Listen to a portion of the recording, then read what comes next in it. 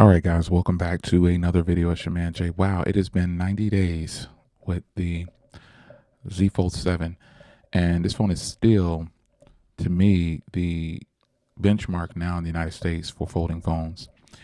I know that the recording of this video, I'm supposed to pick up my Pixel 10 Pro Fold. I just don't think I'll be able to do it because I know that it won't compete with this hardware possibly for longevity for what I like in a foldable phone. Now that I'm experiencing more thinner phones, we're in this thin phone era. And you look at, remember how we talked about how thin some phones are? Let me bring in the Air real quick. Look at how thin the Air is, but look at how thin the Fold is. This is pretty impressive. We're not gonna discount the Fold at all. This is a thin phone, closed.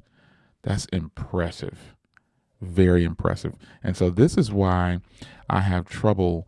I know I'll have some trouble with the new Pixel Fold because hardware alone is where we are. So having this phone for 90 days, it's been extraordinarily impressive. I recently switched off from using it because I'm testing the Air at the moment. I'm on my uphill climb with the Air, testing that, and so you've seen a lot of content on that, which is what I'm supposed to do. I'm supposed to give you the content as you requested, but some of you guys are still using this. A lot of you guys bought this at the launch, and this phone was, can you believe it was July? We're now in October. That's impressive, right? Time just shoots on by. It goes by really, really fast.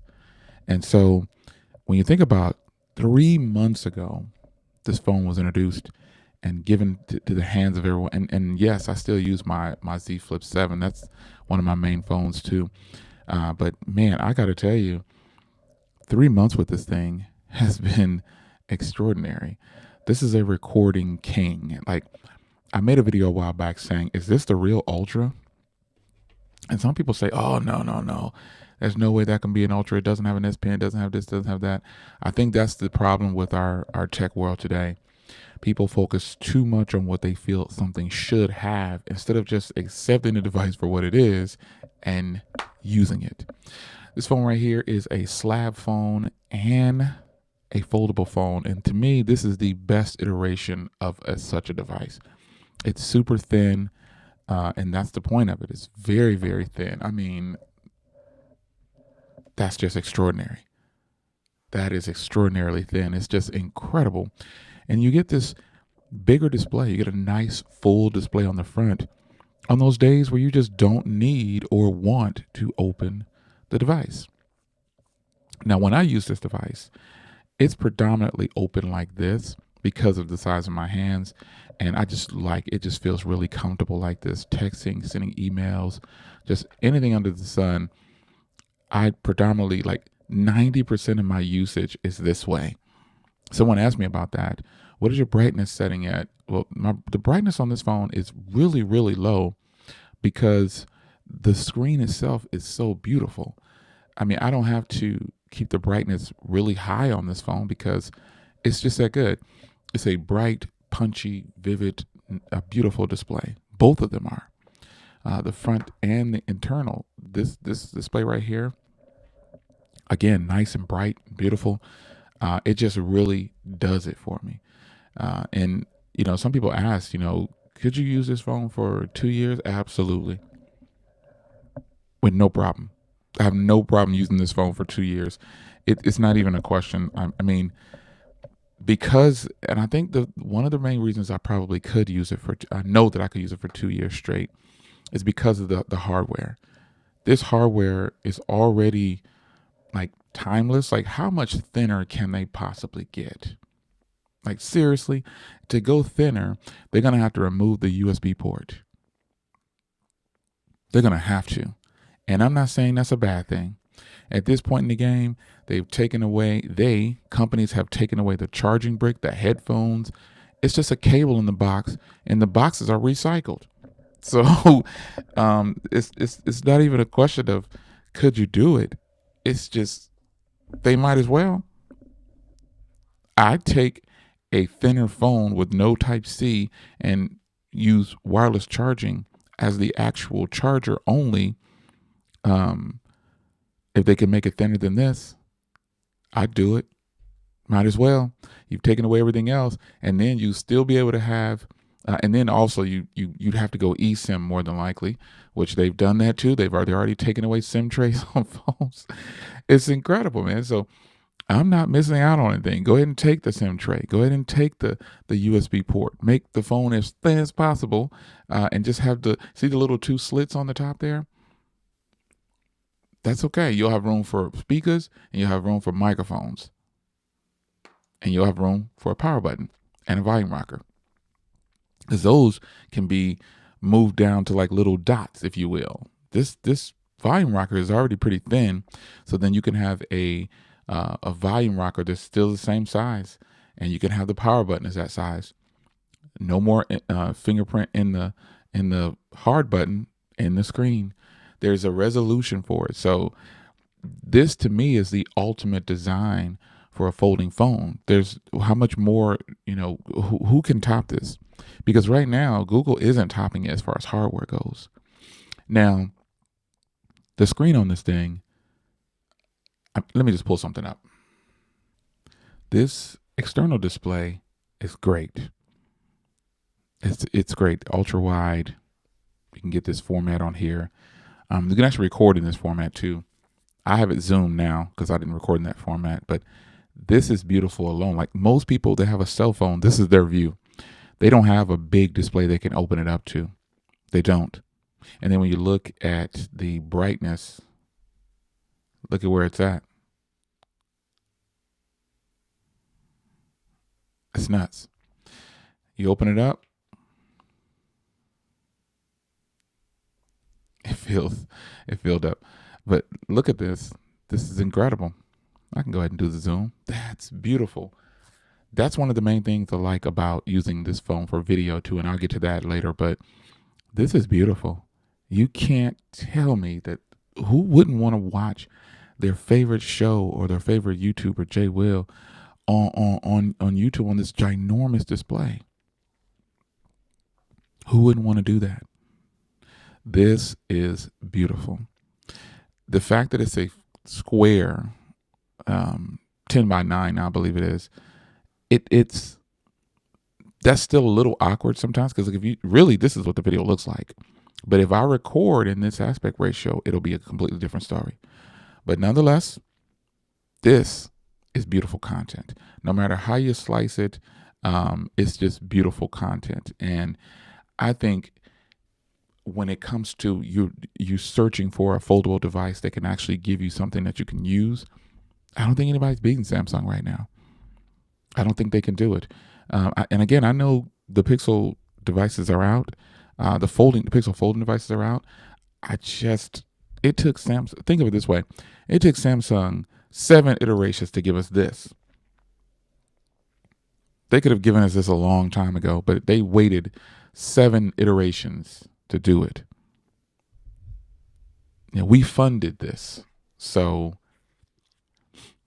let's soak it in. Let's soak it in. Now, I was talking about the aspect ratio. I like to record video. Let me go here. Turn it around here. There we go.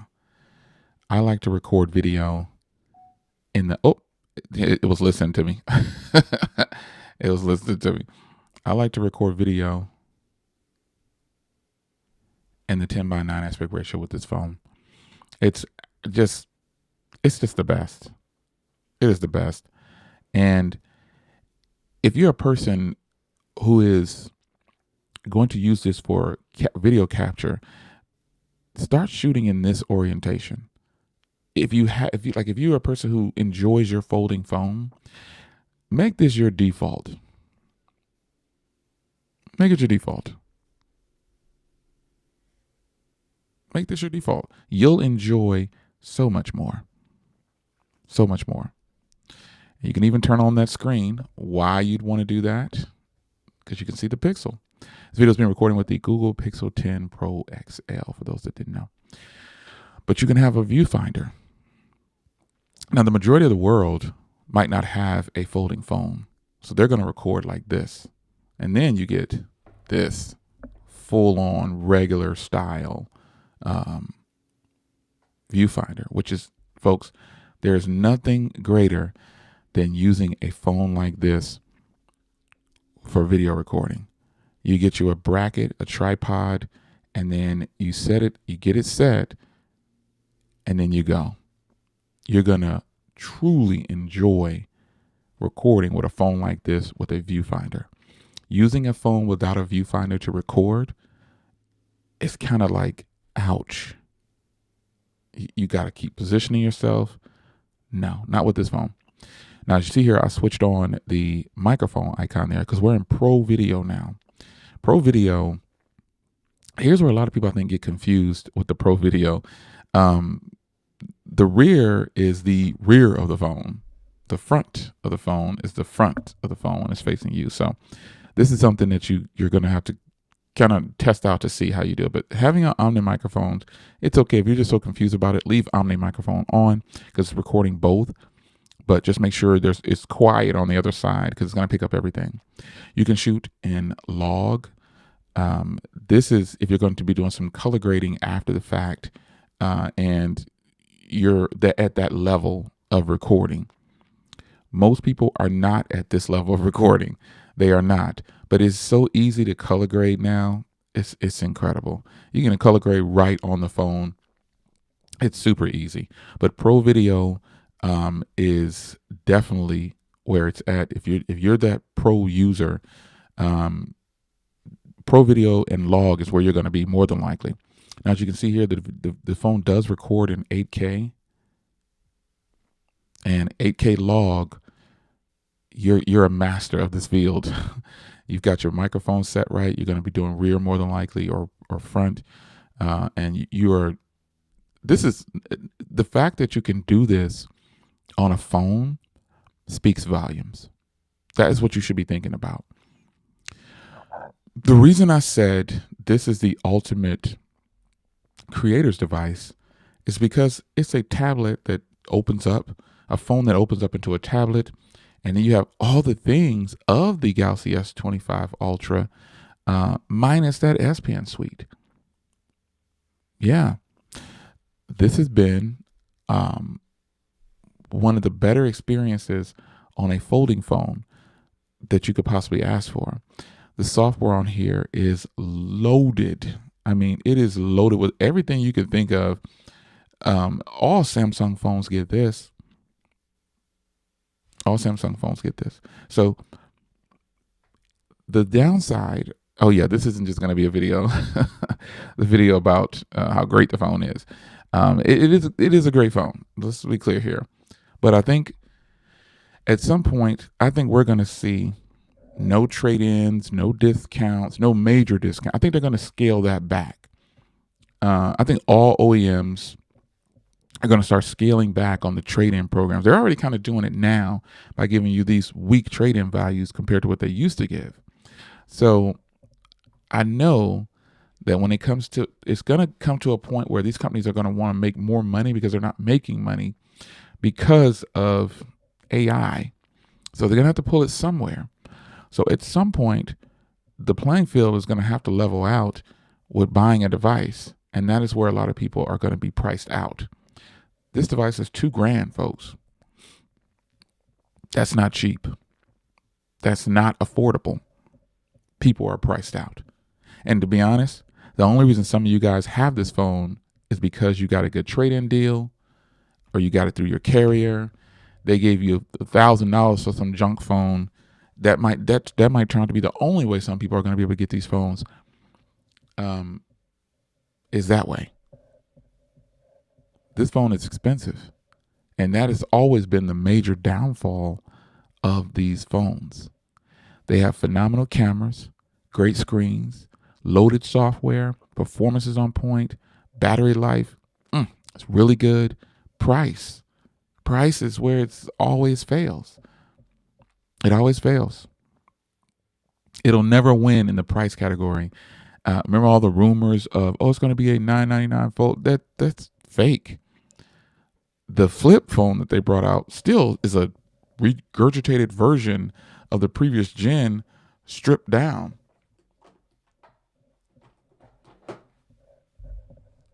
This is my 1 terabyte Fold 6, and it's going to stay here because the new versions for the so-called FE, this is my Fold Flip 7, the new version is basically this phone watered down, and it's still what, $800 to start? Are they nuts? that's a joke. That is a real joke. I need to fire this up anyway because I'm sure I got a software update. That is a joke. These phones are expensive, and that is the downfall of most folding phones and most cell phones today. They're way too expensive, period. And, take it how you want to take it, but the only reason a lot of people can get these phones is because they're financing them on their carrier at no interest rate. They have great trade-in deals right now. There's a ton of reasons why you're in this loop of buying these phones, and it's only because you're being led into paying for them monthly.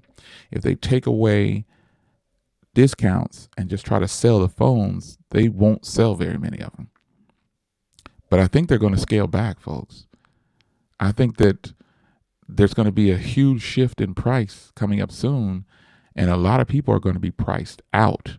They are not going to be able to get these phones, and they're going to be dependent on carriers, and that'll be the shift. Remember, they shifted us away from carriers? Remember that? Oh, there's no contract. You just need to pay for your phone. I think what's going to happen is the phones are already pretty much still locked to carriers. We're going to shift back to that. Everything comes full circle. If you live long enough, you know that everything is just full circle. It's just regurgitated information. And then the next generation comes along and say that they created it, when that's totally not the case. So this phone is great. The failing point is the price. To me, in my opinion, the failing point is the price. It is very expensive. And again, if they remove all the little things that they do on this phone, we wouldn't see any of these. We wouldn't do it.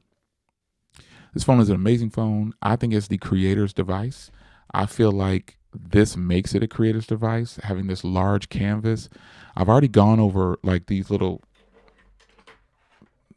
pens. They'll be good for editing. I've used them editing before. I've already shown you on video.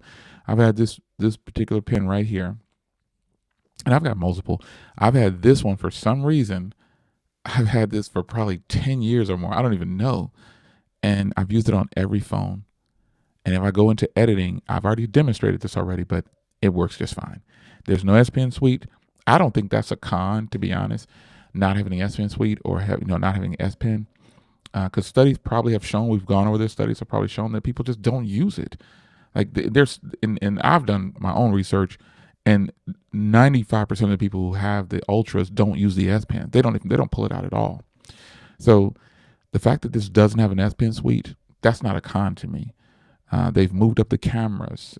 You've got 8K recording. It's just so much about this that is good that the conversation could go on and on. But I won't go on and on. I've gone on long enough. I want to hear from you. How has your experience been with the Samsung Galaxy Z Fold 7? How do you feel about the price? What memory options? How do you feel about all these things? The color that you got, are you happy with it? I really, I'm probably going to transition to that mint green color. But I got to tell you, this has been a phenomenal device, and it still is one of the best. Let me show you, because I've shown you these before, but these photos, man, this is the quality, like 200 megapixel shots. This one photo is almost 34 megabytes. That's nuts, folks. It's nuts. These cameras have proven themselves to me. I'm more on the video side. Look at this one. This one's almost 37. I'm more on the video side, but I'm telling you, almost 50 megabytes for that. That's incredible. I'm more on the video side of things. I don't take very many photos, but I will say that I want to hear from you. How has your camera been treating you? How has your battery been treating you? How do you like your hardware still? I'm team no case, so you know that. But how do you feel about the Z Fold 7 3 months later? I'll see you in the next video. Take care.